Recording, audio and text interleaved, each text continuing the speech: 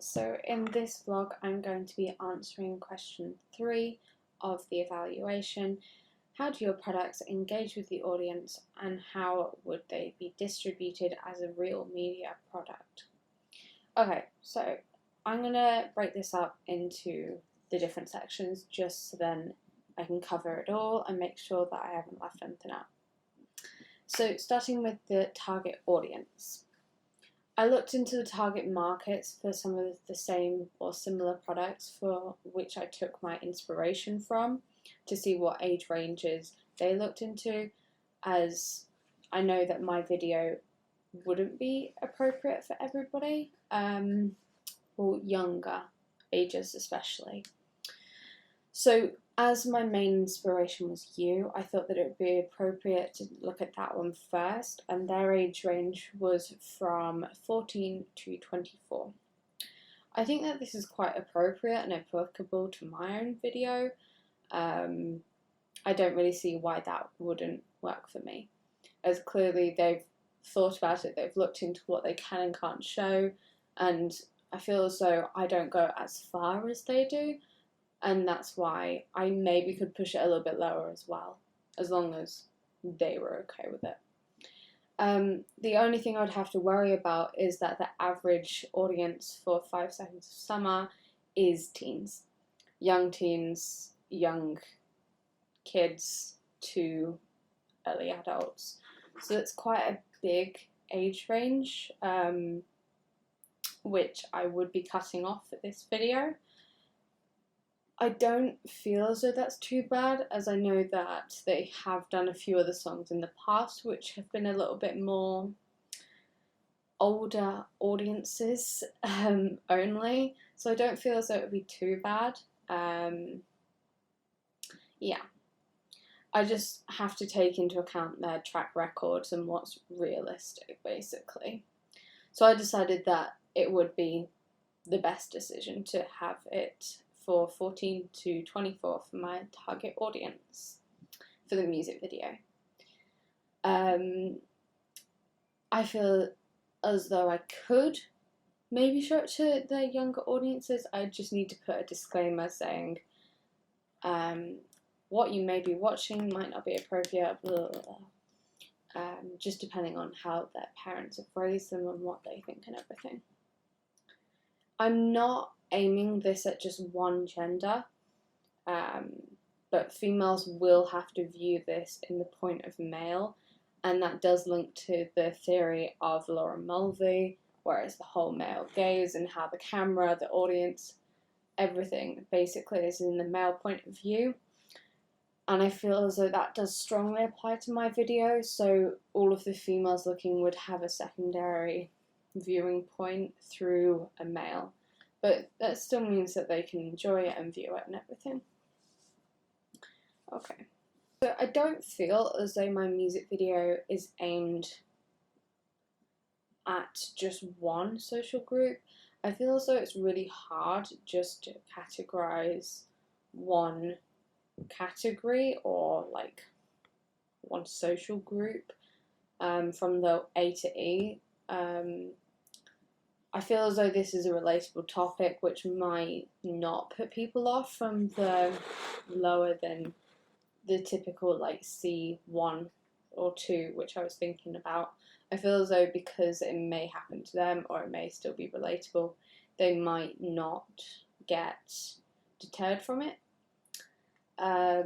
But the social group which I will be aiming towards mainly is the A to C1, as I feel as though they'll have enough disposable income to spend money on the merchandise and the albums, the CDs, the Apple iTunes, like Apple Music subscriptions, the Spotify subscriptions, so they'll be able to keep up to date with it, and they might have more of an interest in an Australian young pop band, basically.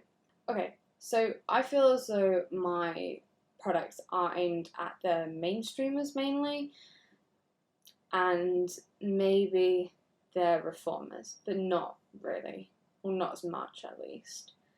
For mainstreamers, this is like the typical content or almost the storylines or the plot behind the whole thing. This is the sort of thing which they would already be aware of, so they might just watch it because of association and the fact that they have seen other things to this, so it's not way out of the way or anything like that. Yeah, so looking at all of the other ones, I just don't feel as though they'd fit as well. Maybe the Reformers, as I said, just because it's a bit of a hot topic, but again, I don't feel as though that I wouldn't put a bet on it. I would strongly say that it is aimed at mainstreamers, which does fit in with the whole pop genre, because pop is a mainstream music type. So I feel as though it does fit in with the music it's meant to be with. So specifically at my music video, I feel as though the age of my actors means that to the older audiences, they won't be seen as cringy as they are 18, which means that, for example, 20-year-olds, for example, wouldn't get as cringed out if they saw 15 or 16-year-olds doing these sort of things. But then what's also great is that because they are only 18, that means that some of the younger audiences wouldn't mind watching them because they're pretty close and relatable. They're not too far off base. I don't think that this is going to be aimed at the older demographic, if I'm honest. I don't feel as though they'll be able to relate to any of the music or the band themselves, and I can't see the sales of CDs and vinyls being their highest thing, which a lot of people in the older generation still like to buy. I don't feel as though the band is targeting at them in particular. So for my digipack, this is again still between the ages of 14 and 24. I feel as though more people are going to make eye contact with the actor while being okay with the bold fonts and the gold colours and everything. Older generations might not accept these two aspects being associated together because they might see my font as being more childish and perhaps they might relate it to kids' toys or something like that because it is the really bold, eye-catching font. The use of black, white and red is quite a commonly used colour scheme for this age range, as it is known to draw an attraction, draw in attention and just get the audiences what they want basically, which is good. Moving on to my website, the fact that all 6 of my pages have got a social media element shows that I am mainly looking at Generation Z, not X. And it is linked to 13 Reasons Why, which is also based around a high school. Again, supports the idea that I'm looking between that age bracket of 14 and 24, as I feel as though this isn't unrelatable to the 20-year-olds, but then it's still believable for the younger ones as well. So going to the psychographics, I feel as though, I know I touched upon this a little bit before, I think that it still applies mainly to the mainstreamers, as they did 5 Seconds of Summer got their fame through YouTube and going on tour with One Direction in 2011, I think it was? Yeah, 2011. So the fans who listened to One Direction would have a high chance of liking 5 Seconds of Summer music, as it's again that whole association through the brands and the labels coming together, and they are very sort of similar pop young boy band group sort of vibe. So the global coverage which 1D will provide will give 5 Seconds of Summer the worldwide spread which they need, the worldwide spread reach, I should say. A lot of their songs are the same sort of thing with the generic public would like. By this I'm just on about being easy, really catchy songs and everything like that. They've also had a lot of their songs played at large events such as the Billiard Music Award, The Voice, the American Music Award, the MTV Music Video Award, Teen Choice Award, Radio 1's Big Weekend. There are quite a lot of places where their songs have been played at, and even by that, just getting a bit more coverage and awareness will help their band grow. And as they're quite popular events, they will be seen as like mainstreamers, because if they're being played at those events, then the people watching those events will want to be succeeders if they're at home or they're just like a hobbyist or something.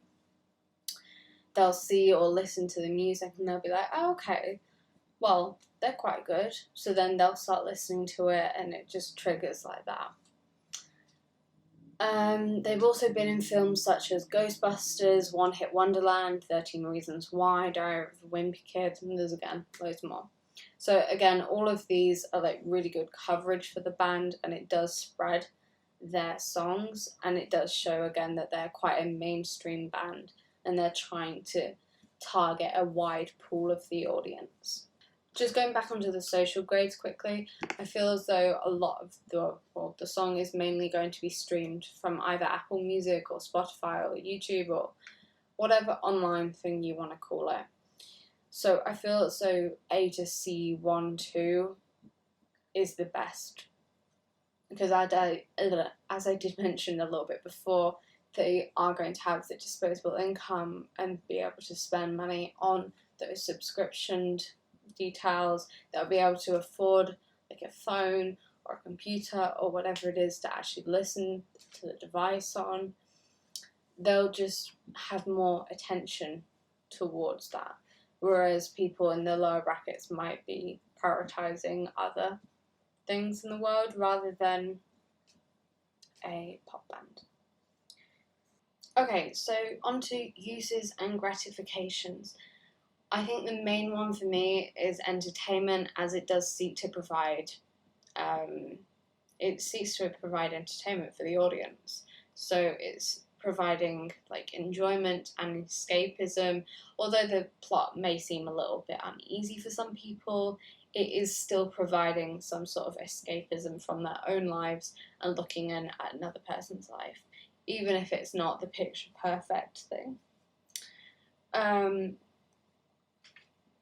So the other one, which I think it could relate to, is personal relations, as it could be highlighted as some topics of conversation where people have similar experiences, or just like a hot topic.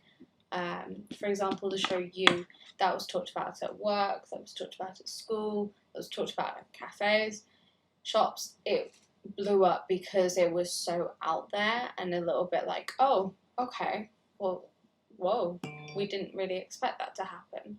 So I feel as though it's that sort of coverage which is good. And I feel as though my video could fit into that because you don't really expect it to go down that dark turn. As I mentioned in like my planning and everything, it wasn't originally going to turn that way, but I felt as though that was the way which it was leading me. When it comes to a dominant reading for my music video, I feel as though the audience will have to take a dominant reading due to the fact that I revealed parts of the story over the progression of my song, and that all the events that I have shown are plausible and they've led from one to another, and it's quite chronological, so they might not be able to pick out like particular issues. I followed Mulvey's theory strongly, and I do feel as though the audience is looking from the male point of view, which again, as that's a commonly used thing nowadays, people might not question it or complain about it or take an oppositional reading.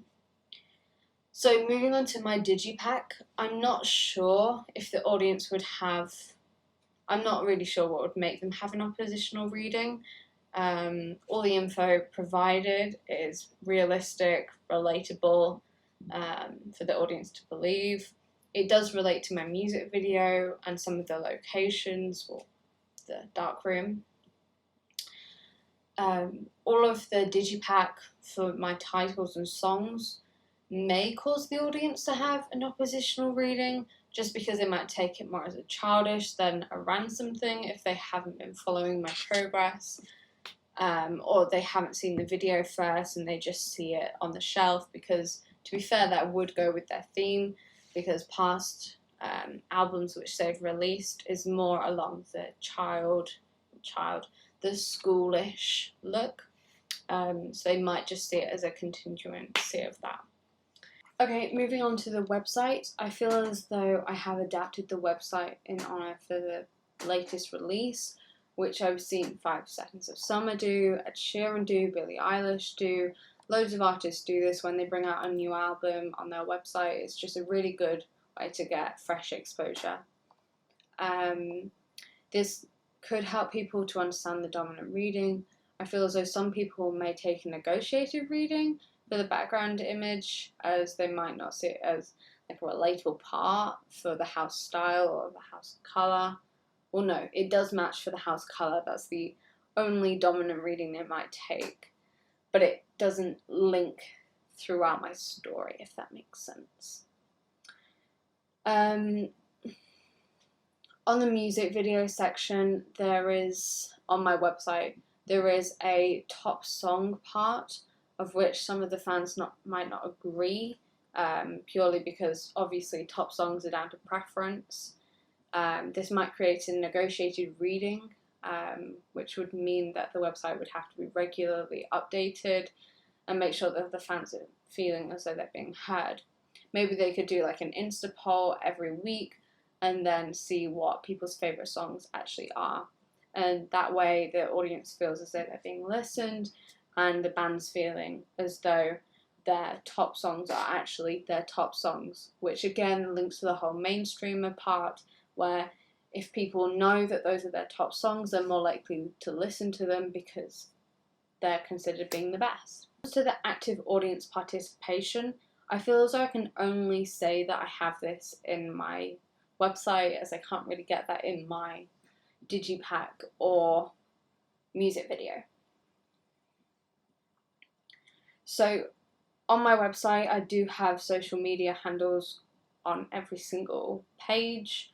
I also have a contact us bit at the bottom, which is separate to the social media bit, just so then in case they want to ask more personal questions than just, oh yeah, what's your social media or something like that. I do have a whole page called Connect to Us, where the fans are able to contact the band and create like a personal relationship. I took inspiration from this from 5 Seconds of Summer. I really love this idea, and I feel as though I needed to carry it on because it's such a good idea to make sure that the fans feel as though them and the band have a connection, which some artists might be losing now. But it's good to see that they're not. Good to see that the fans have full access to all of their songs, their albums, their merch, their ticket concerts, everything which they have to offer. It's good to see that all the fans can just flood and take whatever they want. There's a section where the fans will be able to learn a little bit more about the artists and what sort of things they like, which I think is quite nice. Just again, more of a personal touch. Just talking about my digipack, I do have a few quotes on there which might create a little connection to the fans. If they are true fans, they might notice that some of the lyrics are from other songs, which might spark a conversation about, oh yeah, did you see such and such and how they included this?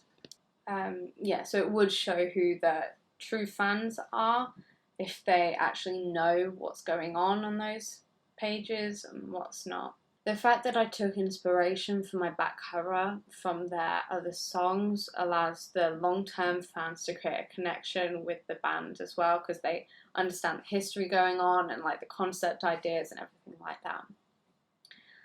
So when it came to my audience feedback for my 3 products, so below this I will have included the 360 chat video which I had during one of our lessons, where I played my video first and then we had a quick group discussion about what people thought about it and what their opinions were, on top of the audience test feedback, which I have embedded on my website.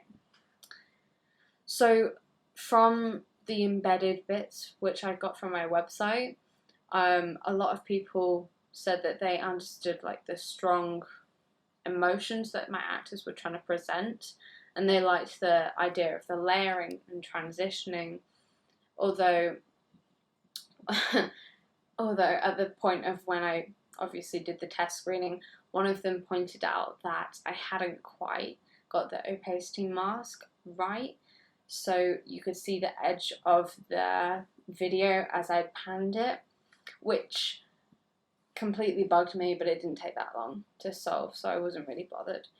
And it made the transition smoother as well, so that came out quite good. So when I used the warp wave effect on one of the videos, they said that it helped to convey the anger emotion, although it may come across a little unrealistic and like cartoony, because that just doesn't happen in real life. When it came to some of my echo videos, I did get told that it might be interesting to up the increase of decay from 0.6, just so then it's more intense. I did do this on, for example, the tunnel scene, as I felt as though I needed to bring the face further forward than the scene itself. There was one scene which I did take out before the final cut, which was this tunnel scene where I had keyframed the exposure to spike as well as zoom in and out. It created more of an epileptic fit. I really didn't like it, and it's interesting to see that I got the same response from my audience feedback. So it's nice to see that I'm not just one. Yeah, they said that I had a good use of visuals and timing, and the fact that, for example, one of the examples they really liked was when it was just decreasing in the tempo and he was just singing or lip reading, and just as it was the end of the line, on that snap there was like fire which came out of his mouth from an image which I was lighting underneath. The use of editing makes the audience feel uncomfortable, but not in a way which takes it like too far. This was one of my criterias which I took from my inspirations, and I did want to make sure that I didn't push it too far, to make sure that people weren't so uncomfortable that they couldn't watch, but then I wanted to make sure that it was interesting enough. Apparently they love the effect of my editing to manipulate the point of view of the actors. I feel as though I did achieve this quite well, as my actors in real life aren't anything like that, and yet I was able to manipulate the audience who saw it to make them see those people in a different light, which is kind of cool. I also got told that I made very effective use of my locations, which I was really happy to hear about, making sure that they fit the vibe. It's interesting because I really did take my time making sure that I found good places to represent Hong Kong, but then also that could fit my really edgy, like dirty, gritty feel to my video. I also got told that somebody liked the connection part, from the fire at the beginning to the fire at the end. I'm glad that somebody picked up on that, to be honest, because it was just like a small thing which I wanted to do at the end, and I was like, let's start it how it finishes, just so then it's like a whole circle, we've been there, done that, and it's gone around. Yes, I'm really happy that somebody... So one of the main things for me is when somebody was on about the colouring and my saturation levels, because I did think about this a lot, and how I was going to incorporate the red, and if I wanted to have it really strong against the black and white, or if I wanted to do it more subtle. I did go for the strong and vibrant, as I felt as though it was a really aggressive song, and from Schindler's List it's more of a gentle, tragic story, and I'm not sure that the gentle red would have really suited this harsh song. I think it's really good as well that people noticed that the psychological part was linked to the red. It's all the connotations and people in previous examples have noticed it and everything like that, which is good. Yeah, it was good as well how they said that they understood that they were in a unique position where they understood what was happening in this whole situation, whereas everybody on the outside had no clue. I think that that's a really important thing to note as well, because it is creating a little bubble between the audience and the band members, because they know what's happening and the truth behind all of this, and yet nobody else does. One of the main criticisms I did get throughout was about my production logo, and how it looked too delicate and too precious to then go into some psycho stalker story, which I did understand and I did get, and that's why I did the little spin of the blood bit at the end. This has been done before by, for example, Universal Studios. Whenever they do like their Minions thing, they'll have little minions coming and running across it. So they'll just tailor it depending on the movie. Okay, so moving on to my digipack. One person did notice that I had taken the same image and I just copied it across, slightly moved it, decreased the opacity, and I figured out the colouring from there. It's nice to see that somebody had noticed. Apparently it makes it more interesting, intriguing for the cover, which would interest more customers. I also got quite a few compliments on my font and positioning, as it does keep the main focus on the eyes. Although it's intimidating, it does make the audience curious enough to keep looking. The scraps of paper does add like an eerie vibe, which fits with the rest of my digipack, and the font colour and choice for the band. But then again, I got told that for my artist, like the band name itself, the fact that I'd chosen a more creamy colour, it does blend in with the skin, which isn't great, but I didn't feel as though it did. But then it didn't attract too much attention away from Calm. So the fact that my actors are in black and white contrasts well with the red images and photos to create the whole creepy vibe. They did like the direct eye contact with Lucan, as it makes the audience feel as though he was breaking the fourth wall. This is the image which is on the front, not the front, the first one as you open it. This is this image, this one. So because like he is making direct eye contact, it is a little bit more intense, and it does just help to see that he is a little bit abstract, a little bit strange, not running with the normal trend of him. In contrast to this, in that image here, it was noted that Saskia here, due to her facial expressions, she does look more innocent, which is a fair point. She does look as though she's innocent from the whole situation. So in the centre here, I got told that the fire does create like a minimalist look while representing the whole male actor's actions from the whole music video.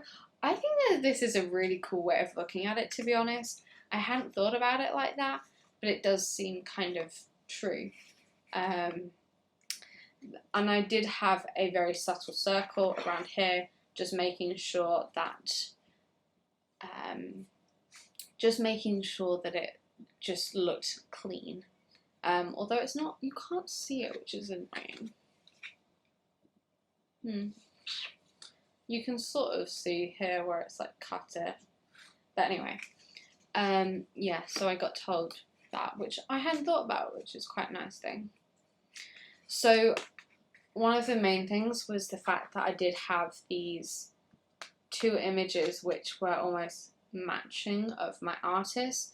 This was the intention, as I really wanted to make sure that it was symmetrical and that I could relate both the sides.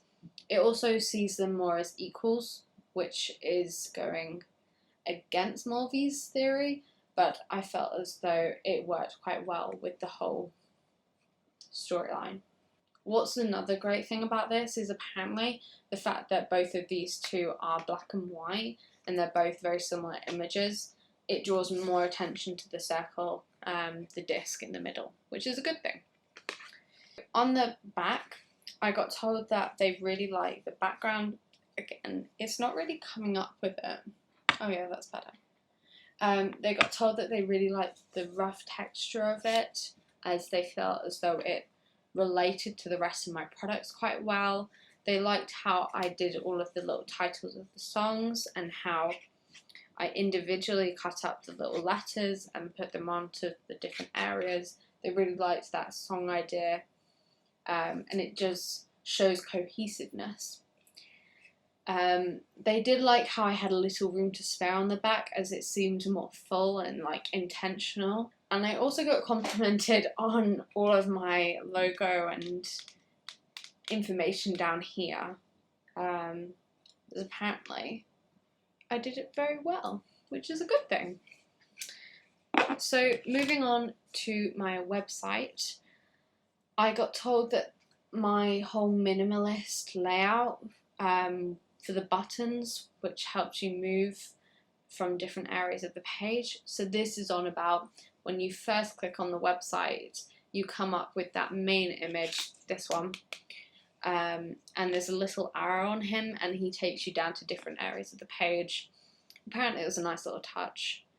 I got told that they like the strong theme and you can clearly see my colour scheme throughout. However, they weren't so keen on the green bits. I personally felt as though this wasn't too bad to incorporate, as it did break up some of the elements.